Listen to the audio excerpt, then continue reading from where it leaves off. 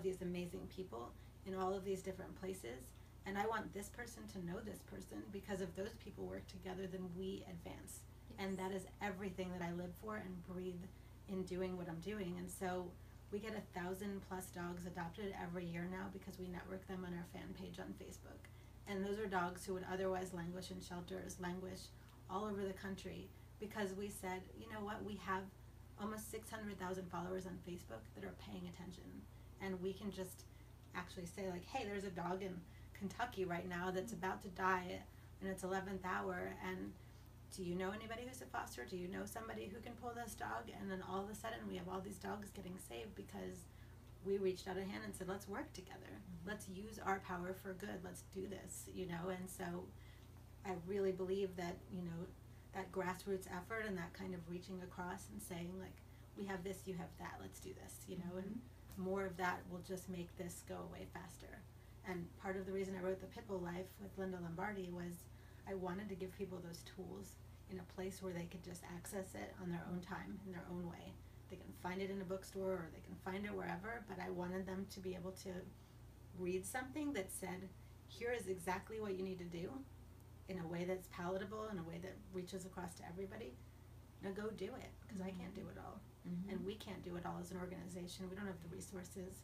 But if you know how to do it, and I know how to do it, and they know how to do it, and we all come together, then I can go on vacation and do something else, you know, like I can write a fun book, you know, like. Right. So, you know, I think it's really a matter of getting people to see that and to remember, like, hey, we're all in this together.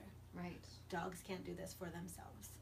So let's work together and let's do this, you know, and stop talking negatively about each other and find what you like about each other and focus on that, you know, and the rest of it will fall away. Isn't nonprofit supposed to be people just like you? Didn't you. people get into that because corporate Yeah, is but I think scary? a lot of people just get tired, and a Yeah. lot of the times people don't have the support system or have, you know, I need hugs, like, you know, like I need somebody to call me every once in a while and say, like, hey, are you okay? Because you've just taken on all of this stuff, and sometimes people forget too that when you're running things that they just figure you've got it all together, and so you're fine. And sometimes I think a lot of those people that have well-meaning efforts keep going to the point where they fall apart, but they kept going. And sometimes that's in the negative. Sometimes that's people who really need to just step away, take a deep breath, and self-care. And I'm a total hypocrite in that regard. I'm getting better at it, practicing all the time, but, you know, I get to the point where sometimes I'm just like, I feel like we're, you know, it's just crumbling down. When Montreal put their BSL through, I felt like everything I ever worked for fell to the ground. Right. And even though we've changed so much, I just felt like we failed. And even though it wasn't my responsibility or our responsibility as an organization, people didn't listen. People were paying attention to the wrong side of the story. And that story was more influential than science, which blew my mind. But at the end of the day, I think that that's the kind of stuff that, like, if you don't also have hobbies or have other things that you enjoy, that sometimes it's going to work negatively for an organization that might, you know, just have needed a little bit of a support system. Do you feel that it also has something to do with the fact that there's so many organizations out there who are nonprofits, who do depend... Oh, that was the printer, sorry. Oh, no, it's okay. Who do depend on fundraising to stay afloat. Yeah, absolutely. It's a competitive thing. It's a fear that if, you know, you support another organization, you yourself will fall behind. I think that's a lot of the attitude that people have, but I don't think that's true. I think if you're working in your area and on what you do and you do a great job at that, I think the resources will be there. Right.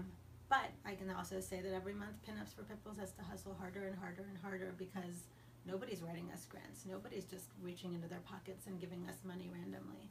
Because I think partially because we have the name Pinups for Pitbulls, so people who read our grant requests might just see the word pinup and throw us away, and not even care about the work that we're doing.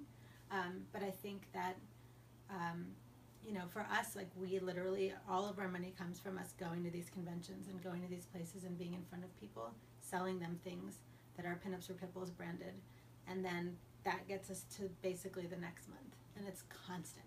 so it is exhausting. And I'm on the road 26 plus weeks out of the year doing that because there isn't $10,000 checks coming through, you know, helping us. But I also think a lot of people focus their money sometimes towards the bigger organizations, and that's because I think they might just get that little thing in the mail that says like, hey, this kitten, you know, needs whatever, and so they write them that check or give them that monthly thing, and that's cool. I'm not, no hate there. I think it's great that people are doing that, but a lot of times they don't know what's going on in their own community or who's working in their own community, and so I always try to get people to also pay attention to, like, go to your shelter, find out what they need. Sometimes they just need blankets. Sometimes they just need people to walk dogs, you know, like you can do something where you are, and you can put money towards that. And you can put time towards that if you don't have money. And I think that if everybody was doing that in their area, we wouldn't be having this conversation. Do you think that the resources are out there for people to really understand what's going on in their community and to know how easy it is to help?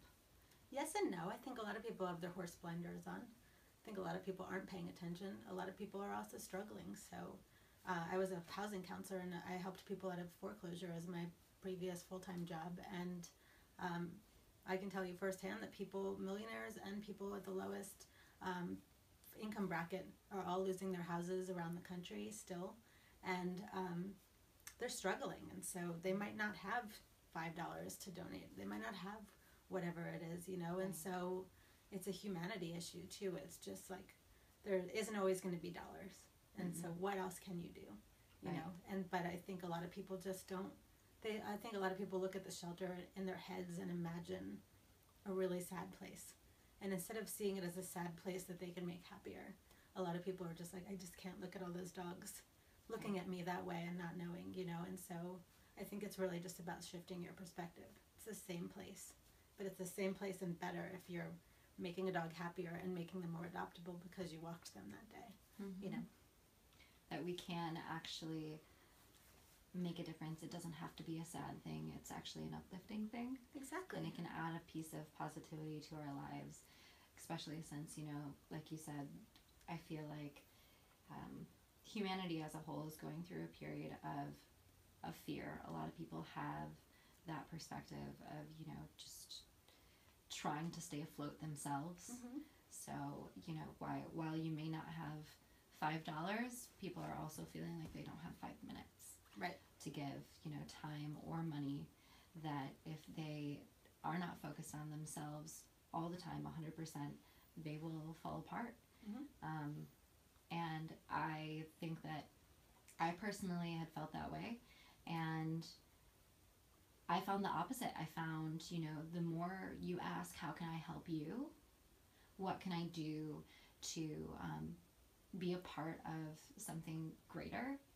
The more that you get back in your life in spades. Absolutely. And that letting go and losing that sense of fear actually does you a world of good. Absolutely. I mean, there's even people in the Pitbull Life book, there's 2 different people that we interviewed that are doing some of the most amazing work right now in shelter work. Were both suicidal before they went into those things, and they just happened upon things where they were, you know, at the shelter doing whatever it was, and then all of a sudden they found themselves there running dogs, and then they were, you know, fostering dogs, and then all of a sudden they had purpose again, and all of a sudden they found love in themselves again. And I hear that story so many times where people just really just needed to be loved or needed to be appreciated, and oh my goodness, a shelter dog will appreciate you 1,000 times over, you know. And seeing that dog then get adopted and that dog have a future because you took the time to do what you did, whether it was walking them or whatever. Even if you just don't even have the time, if you click share on Facebook every once in a while, you can't do it every day and every time. Obviously, you'd be there all day, but if you do that once and then you get to see, like, wow, I shared that. Even a lost dog. I shared a lost dog, and then you see the end of the story where the dog is home and you get goosebumps, and you're like, that was just like an inkling of a moment of what you can be doing if you just kind of, you know, focus in that direction every once in a while. And it doesn't have to be every day. It doesn't have to be your full-time job. This is definitely one of the hardest jobs I've ever had in my life because, you know, and I worked in foreclosure, like I said.